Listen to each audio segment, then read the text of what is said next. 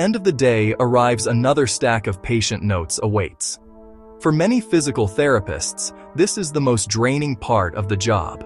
It is a quiet battle against the clock, against confusing electronic health record systems, against the ever-present fear of a denied claim. You entered this profession to help people move, to alleviate pain, to restore function. Yet, you find yourself spending hours translating your hands-on work into a language that satisfies payers, auditors, regulators. This administrative burden is more than just an annoyance. It is a direct threat to the sustainability of your practice and to your professional peace of mind. The paperwork feels like a wall between you and your patient. Denied claims are not just financial losses. They represent wasted time, frustrating phone calls, the gnawing feeling that you did something wrong. An audit notice can trigger a wave of anxiety, forcing you to dig through months or even years of records, defending the care you know was necessary. The goal of this essay is simple: to offer a clear, practical system, master your documentation, streamline your billing, navigate ethical challenges with confidence. At its core, a patient note is a story. It is the story of a person's struggle, their goals, their journey toward recovery. Good documentation tells this story with precision and clarity.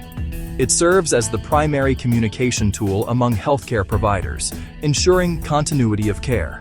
A well-written note allows that colleague to instantly understand the patient's status, the interventions performed, the patient's response, and the plan for the next session. Beyond continuity of care, your documentation is your first and best line of defense. Your notes are the evidence that proves medical necessity. When an auditor reviews your claims, all they have is the written record. A sparse or generic note invites skepticism and denials, while a detailed, patient-specific note builds a powerful case for reimbursement. They serve as a time-stamped account of your clinical decision-making process. A note that clearly outlines your assessment, the risks and benefits discussed, their consent, and their progress provides a formidable defense. Finally, good documentation enhances the quality of care itself. It helps you identify patterns, celebrate successes, and pivot your treatment plan when progress stalls. It is an integral part of the therapeutic process itself, helping you become a more effective, thoughtful, and evidence-based practitioner. The key to efficient and defensible documentation is structure. A chaotic, rambling note is difficult to write and even harder for a reviewer to understand. The classic SOAP note remains the gold standard for a reason. Subjective, objective, assessment, plan. It is logical, comprehensive, and easy to follow. Thinking in this structure, even if your electronic health record uses different headings, will bring immediate clarity and speed to your writing process. Let's break down each component into its essential function so you can build your notes with purpose. The subjective section is the patient's voice. This is where you record what the patient, a family member, or a caregiver tells you. It should be concise and relevant to the current episode of care. Use direct quotes when they are powerful, such as, "I was able to walk to the mailbox without my cane for the first time." Cover pain levels, functional status, response to the previous treatment, and any new complaints or concerns. Avoid generic phrases like, "patient feels better." Instead, quantify the improvement. Patient reports. Pain is now a 3 out of 10, down from a 6 out of 10 last visit, and was able to sit through a 2-hour movie without increasing symptoms. The objective section is your professional observation. Document specifics, not just labels. Therapeutic exercise, 3x10 squats with moderate resistance band to improve quadriceps strength and support functional transfers.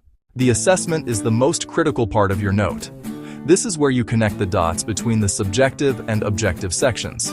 Here, you interpret the data and explain why physical therapy is still needed. You must explicitly state how the patient is progressing or not progressing toward their goals. Use this section to justify the skilled nature of your service. A common and costly mistake is to simply restate the subjective and objective findings. Instead, synthesize them. Patients improved quadriceps strength from 4 out of 5 to 4+ out of 5, and reduced pain reports correlate with their new ability to ascend stairs with less assistance. Continued skilled PT is required to progress toward independent community ambulation. This statement shows your clinical reasoning and proves medical necessity. Your plan should specify what's next, progress interventions, dosage, criteria for advancement, and what you will reassess. Tie the plan directly to goals and the assessment to maintain defensibility and clarity. When your SOAP is specific, concise, and connected, your notes become faster to write and easier to defend.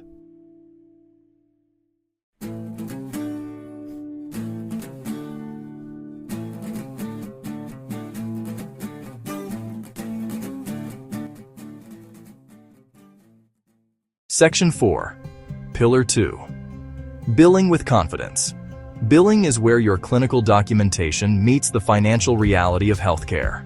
To ensure you are paid for your expertise, you must learn to speak the language of payers, which is the language of codes. The two most important types of codes are ICD-10 codes, which represent the patient's diagnosis, and CPT codes, which describe the services you provided.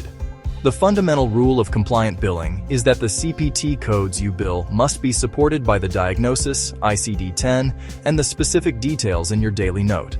A disconnect between these three elements is the number one reason for claim denials. Let's consider a common scenario: a 55-year-old patient with right-sided shoulder pain. Your primary diagnosis might be M75.11, right adhesive capsulitis. If you bill CPT code 97110, therapeutic exercise, your objective section must detail specific exercises aimed at improving strength and function, such as a 3x15 internal rotation exercises with yellow resistance band to address rotator cuff weakness, 3x15 external rotation exercises with yellow resistance band to address rotator cuff weakness. If you also bill 97140, manual therapy, your note must describe the specific manual techniques used, like 10 minutes of grade 3 inferior and posterior glenohumeral joint mobilizations to improve shoulder flexion and abduction. The 8-minute rule requires that you provide at least 8 minutes of a single-timed service to bill for 1 unit. For example, to bill 1 unit of 97110 and 1 unit of 97140, you must perform at least 23 minutes of total timed services. 23 through 37 minutes equals 2 units. Your documentation must clearly state the time spent on each timed code. For instance, 12 minutes of therapeutic exercise focused on scapular stabilization and 10 minutes of soft tissue mobilization to the upper trapezius. Upcoding or billing for a more complex service than was performed is a major compliance risk. Conversely, downcoding or failing to bill for all the skilled services you provided hurts your clinic's bottom line.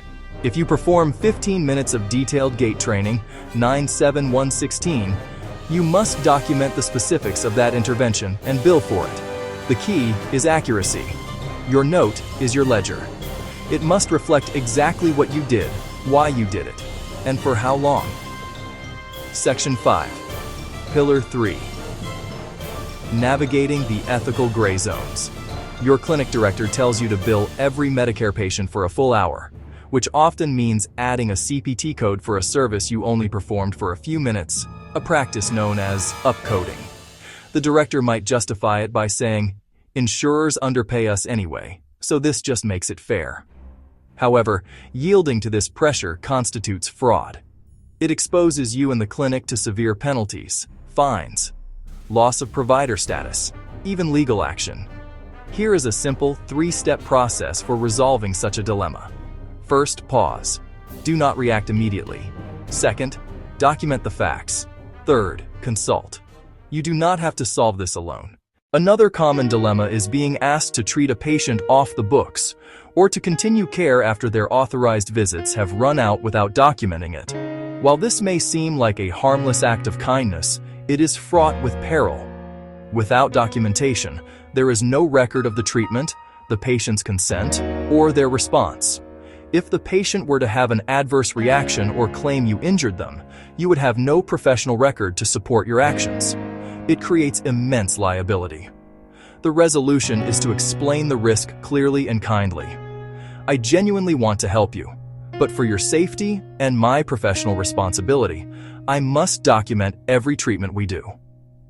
Let's look at other options, like a self-pay plan, or contacting your doctor to request more visits. Have a calm, professional conversation with your supervisor, armed with the billing regulations. You might say, "I want to make sure we are compliant. My understanding of the 8-minute rule is that we can only bill for the time we spend on each service. Can you help me understand how billing for a full hour aligns with that?" If that fails, consult a trusted mentor, your state's Physical Therapy Association, the APTA's Ethics Resources. Section 6. The Practice. Tools for immediate change. Knowledge becomes power only when it is put into practice. To make this simple, I'm providing 3 practical tools. Tool 1, a 1-page checklist. Tool 2, a minimalist 3-line note template. Tool 3, a single new habit to adopt. A checklist is one of the most powerful tools for reducing errors, from surgery to aviation. Before you sign off on any patient note, mentally run through these 5 questions. 1. Does my note state why the patient needs skilled therapy today? 2. Are my interventions described with enough detail to justify my CPT codes? 3. Have I documented progress toward a functional goal? 4. Does my assessment connect today's intervention to that progress? 5. Is my plan for the next visit clear? Line 1. Assessment shows progress. Line 2. Justification. Line 3. Plan for the next visit. Progress-specific activity. Assess response. Update the home exercise program. Finally, adopt one new habit this week. The 2-minute rule. The moment you finish a session, spend just 2 minutes writing the core of your note. It will dramatically reduce your end-of-day burden. Section 7. Conclusion. We began by acknowledging a common pain point: paperwork pressure. This burden isn't inevitable. It's a systems problem. Focus on the 3 pillars: documentation, billing, ethics. Transform paperwork from dread into a tool for better patient care. Financial stability, professional peace of mind. The path forward is not working longer hours. It's not writing more. It's writing with clarity, with purpose, with precision. Master a structured approach to documentation. Notes become faster to write and easier for others to read. This improves continuity of care and team communication. Link your clinical story to billing codes. Claim denial rates fall. That means faster, more reliable reimbursement. Have a clear framework for ethical dilemmas. Handle difficult situations with confidence and integrity. Protect your license. Uphold professional standards. SOAP note structure. Logical framework. 8-minute rule. Billing guideline. Pause. Document. Consult. Ethical safe harbor. Call to action. Don't change everything at once. Pick one manageable change and stick with it for 5 workdays. Take this small, deliberate step and reclaim your time. Refocus your energy on why you came here: helping people heal.